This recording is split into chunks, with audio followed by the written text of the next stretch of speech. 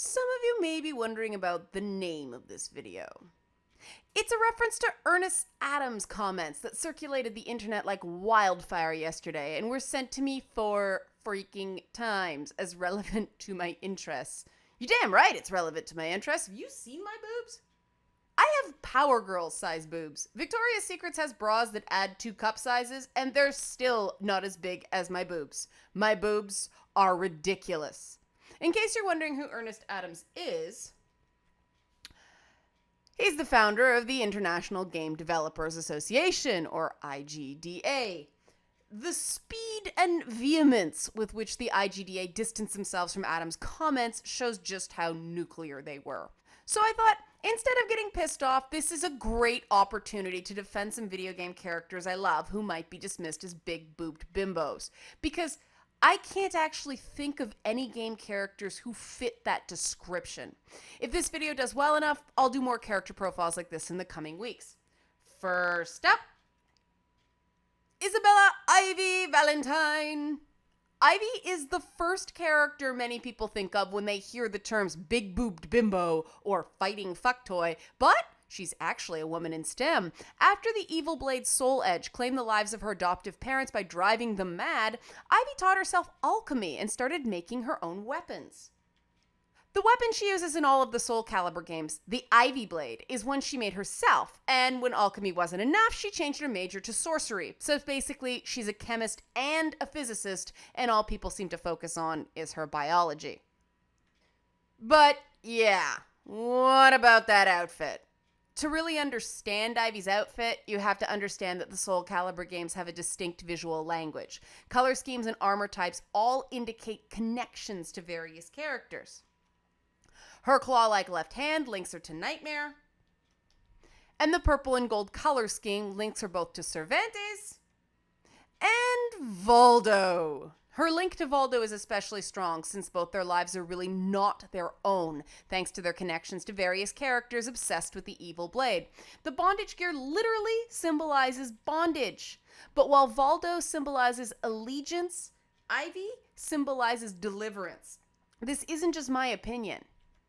This is actual canon. What seems to save Ivy from Voldo's fate is that Ivy makes her own choices. She's the dominatrix instead of the submissive. She's willing to sacrifice morality, dignity, and even her own life to destroy the evil sword that destroyed her family. While Voldo is rendered blind and both hands are taken up by weapons, Ivy remains more human in appearance as a symbol of the fact that she still makes her own choices. There are also small flourishes in Ivy's costume in common with the character Tira, who's also linked to Nightmare and also was an adoptive child. Both these characters tend to be portrayed wearing cuffs and collars, but Tira tends to have these cuffs symmetrically on both arms. Again, this symbolizes how Tira submits to Nightmare while Ivy fights him. Tira is tasked with destroying the good sword, Soul Calibur. Ivy chooses to devote her life to defeating Soul Edge. Again, Ivy's deliberately sexualized aggressive costume juxtaposes with Tira's more cute or childlike appearance.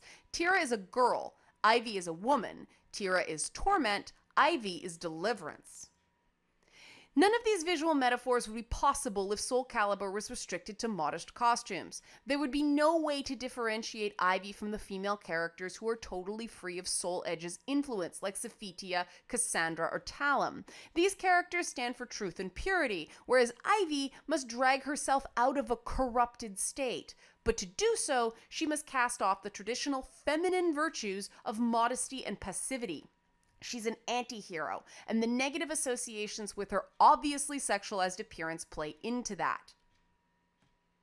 The struggle for any woman with Ivy's body type is to find the good inside, while the whole world is telling us we're inherently evil because of the way we look. I think many women can find strength in Ivy's story, her sexy image, and her brutal physicality, because our lot in life isn't to be sweet and virtuous and constantly walk in the light. Our role is to touch darkness and then snap its neck. The things that the world says are evil about us are actually our strengths. And we can use the fact that we look like women instead of girls to forge our own weapons and fight our own fights. And actually win if we keep going.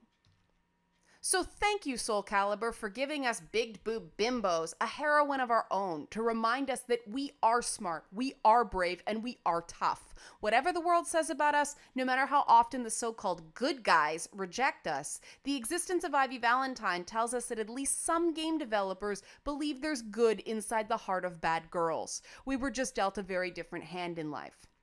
I'm Liana Kersner. This photo is literally me, reminding you not to judge a woman just by her bra size. There's a heart underneath those boobs.